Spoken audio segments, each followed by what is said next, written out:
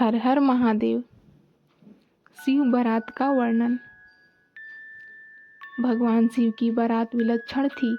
बारात में वाहनों पर विराजित खूब सजे धजे बाजे गाजे के साथ पताकाएं फहराते हुए वसु आदि गंधर्व, मणिग्रीव आदि यक्ष, देवराज, इंद्र, भृगु आदि मनुष्वर, मुनीश्वर, ब्रह्मा और भगवान विष्णु सबकी टोलियां अलग अलग चल रही थीं।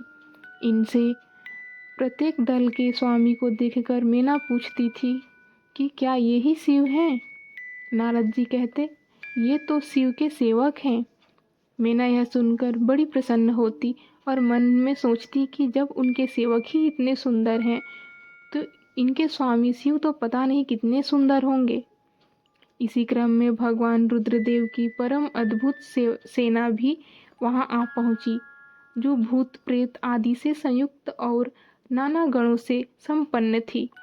इनमें किन्हीं के मुंह टेढ़े थे तो कोई अत्यंत कुरूप दिखाई देते थे, कोई बड़े विकराल थे, कोई लंगड़े थे तो कोई अंधे। गणों में से कितनों के तो मुंह नहीं थे तो बहुतों के बहुतेरे मुख थे।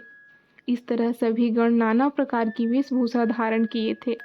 उन असंख्य भूत प्रेत आदि गणों को देखकर मीना तत्काल भय से व्याकुल हो गई। उन्हीं के बीच में भगवान शंकर भी थे। वे वृषभ पर सवार थे। उनके 5 मुख थे, प्रत्येक मुख में 3-3 नेत्र और सारे अंग में विभूति लगी हुई थी। मस्तक पर जटाजूट और चंद्रमा का मुकुट।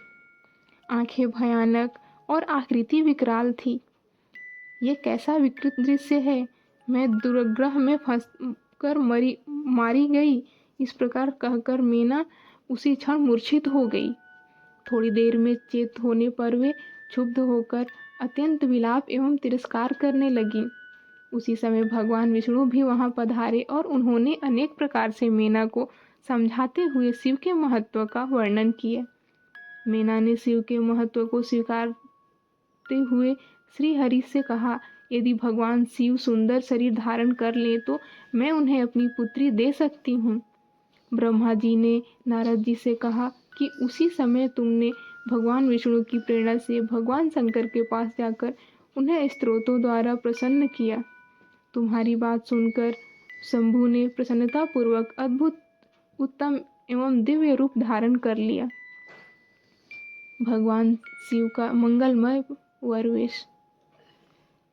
भगवान शंभु का वह स्वरूप कामदेव से भी अधिक सुंदर और लावण्य परम आश्रय था।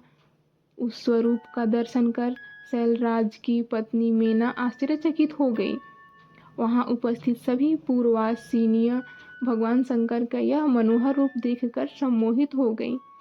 हिमाचल की पत्नी मीना भी शंभु की आरती उतारने के लिए हाथ में दीपों से सजी हुई थाली लेकर सभी ऋषि पत्नियों और अन्य स्त्रियों के साथ आदरपूर्वक द्वार पर आईं। विवाह का सब कार्य विधि विधान से संपन्न हुआ। एक ब्राह्मण पत्नी द्वारा पार्वती को पतिव्रत्य धर्म का उपदेश।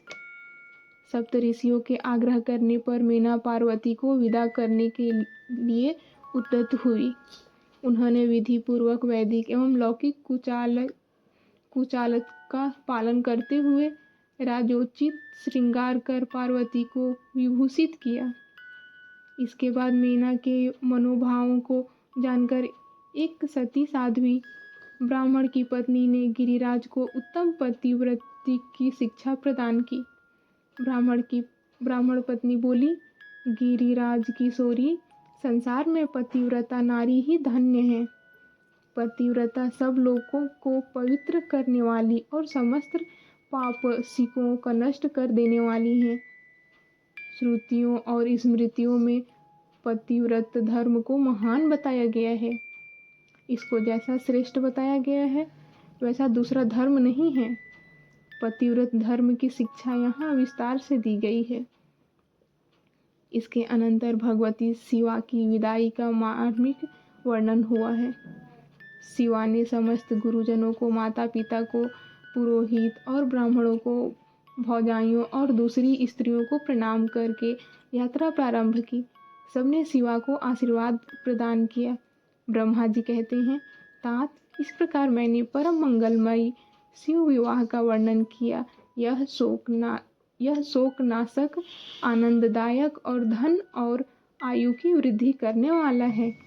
इस प्रकार रुद्र संहिता का पार्वती खंड पूर्ण हुआ। हर हर महादेव। जय भोलेनाथ।